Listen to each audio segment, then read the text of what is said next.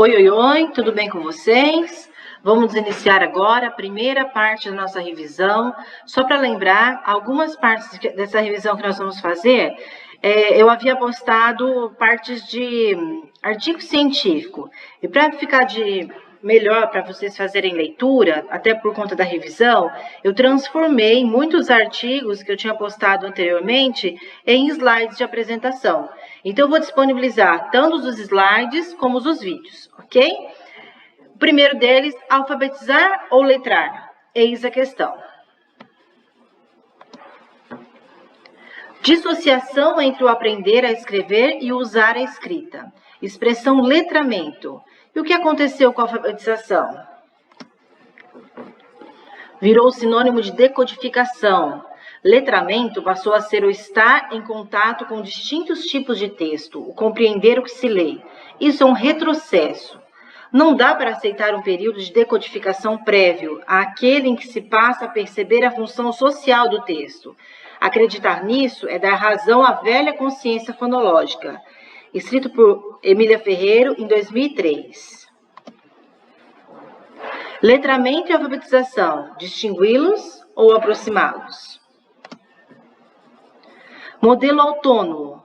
Em nossa sociedade, parte-se do princípio de que, independentemente do contexto de produção, a língua tem uma autonomia, resultado de uma lógica intrínseca, que só pode ser apreendida por um processo único, normalmente associado ao sucesso e desenvolvimento próprios de grupos mais civilizados. Modelo ideológico.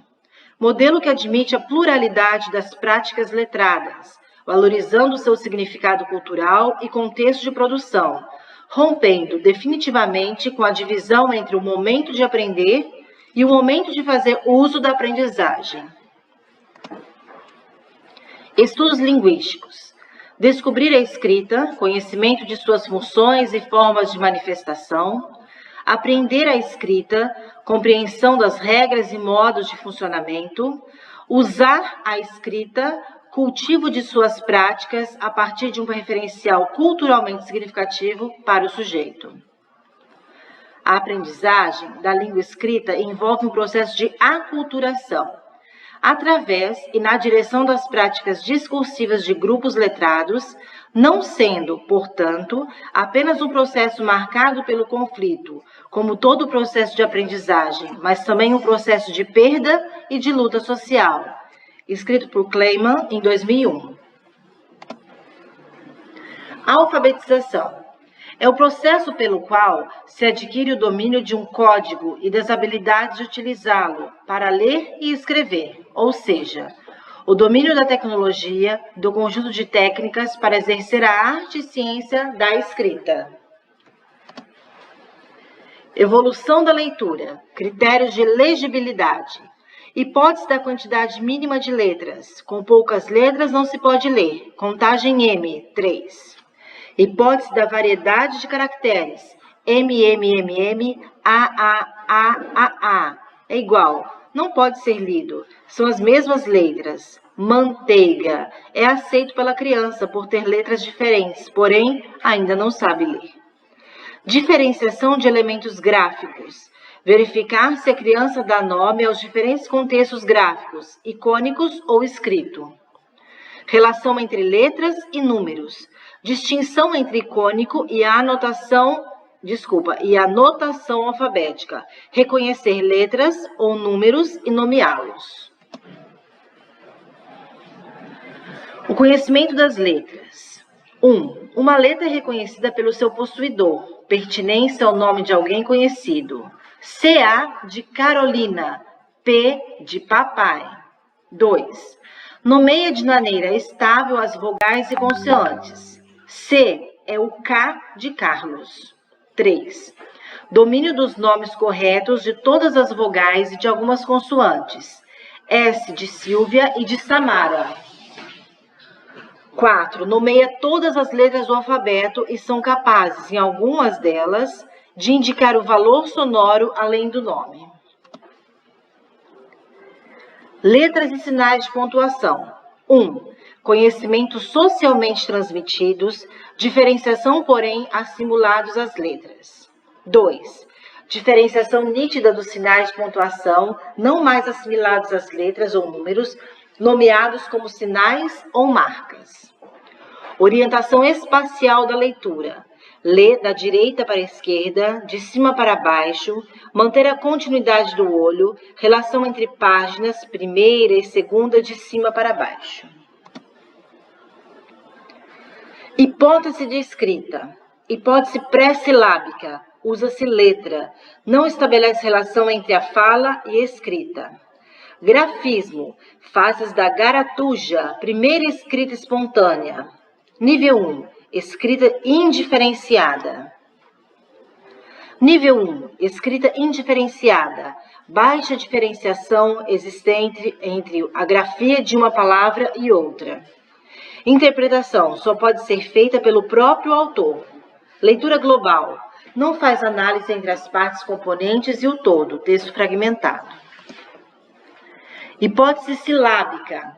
Estabelece relação entre o contexto sonoro da linguagem e o contexto gráfico do registro. Uma letra para cada som. Atribuir a cada letra ou marca escrita o registro de uma sílaba falada. Nível 1. Silábica sem valor sonoro. Uma letra para cada som, mas não estabelece relação som. Grafia. E-I-N-M. Borboleta. A-I. Gato. I-A-O. Sapo. P-A-I-E.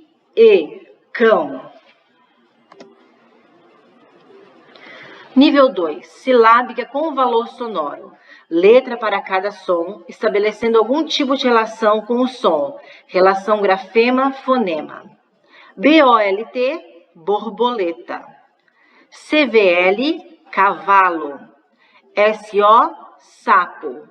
R-N. Rã. Observe que se a gente voltar aqui na garatuja,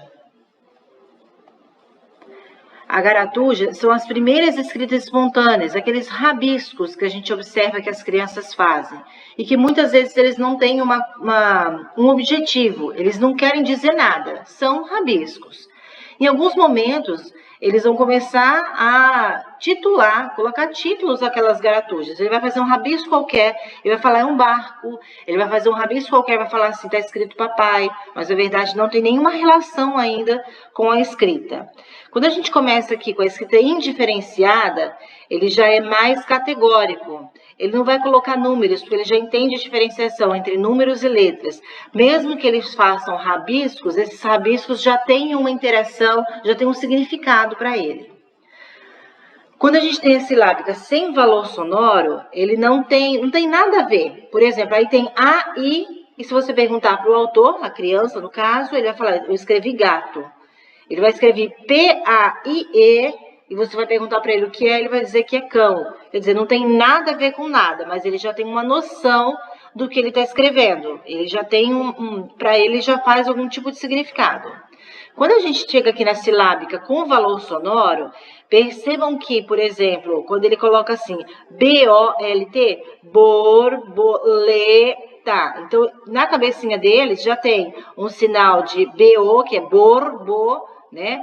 O L quer dizer o lê e o T quer dizer o tá. Olha o cavalo, que legal. O C, né, que interpretado aqui pelo K, o V, que tem a ver com vá, e o L, que tem a ver com lobo. Olha que interessante da rã. Como a gente diz rã, às vezes a gente até, na hora de falar, a gente até expande um pouquinho mais, rã. Então, tem um fonema, né? Quando você escutar essa palavra, ela tem meio que um N realmente. E como ele sabe o som do R e o som do N, então ele coloca rã. E ele coloca RN, que na interpretação dele está escrevendo rã. Hipótese silábico-alfabética. Brasileiro. Começa a acrescentar mais de uma letra para cada som falado. Ainda omite algumas letras. Aproxima-se do princípio alfabético, em que os sons da fala são registrados pelo uso de mais de uma letra. Essas escritas podem ser caracterizadas como falhas pela existência de muitas omissões no registro das letras, o que a gente, né, caracteriza como um erro. Mas ainda é aceitável por ser uma criança, por ela estar aprendendo essa fase inicial da alfabetização. Por exemplo, para escrever Miriam, teria que ter um M no final, mas ele coloca Miriam, né, onde ele já coloca, se fosse no momento passado, ele só ia colocar, às vezes, M-R-A, né, Miriam, mas ele já coloca Miriam, e falta o M. Calendário, ele coloca C-L-E-D-R-O. Então, já estão faltando algumas letras, mas já tem uma noção. Caderno, C-D-N-O.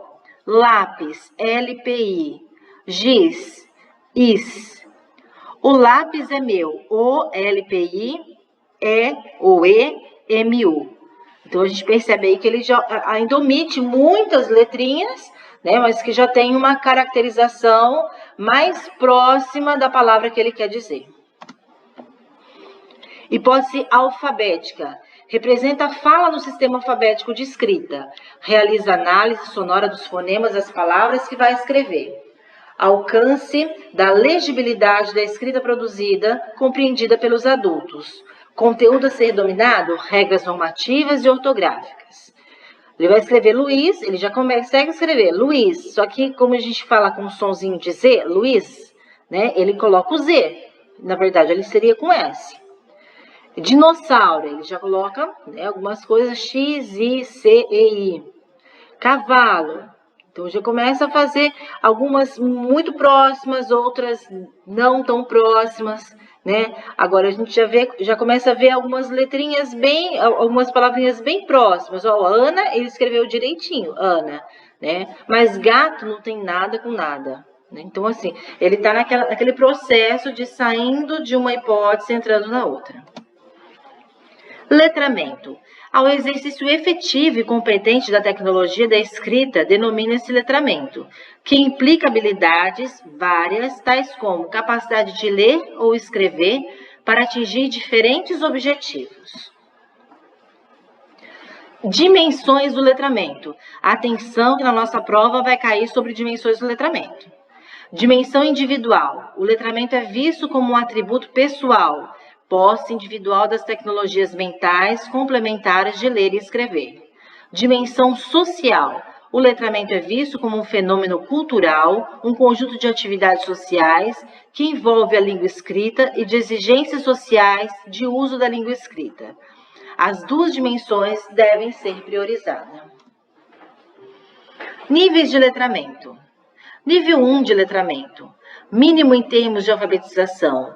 Ler e escrever um bilhete simples. Nível que ainda não assegura a competência mínima para operar ou praticar no cotidiano, com desenvoltura, a leitura, a escrita e o cálculo. Salto importante, educação e direitos sociais em geral. Nível 2 de letramento. Quarta série até a 7ª série do ensino fundamental. Alcance do domínio da leitura, da escrita e do cálculo. Permite a pessoa valer-se no dia a dia das técnicas e conhecimentos. Nível 3 de letramento. Compreende todos que têm 8 anos de estudos concluídos, o ensino fundamental completo, mas o ensino médio incompleto, quer dizer, a pessoa tem que estar cursando o ensino médio. O mínimo constitucional estabelecido pela Constituição de 1988 era esse nível 3 de letramento.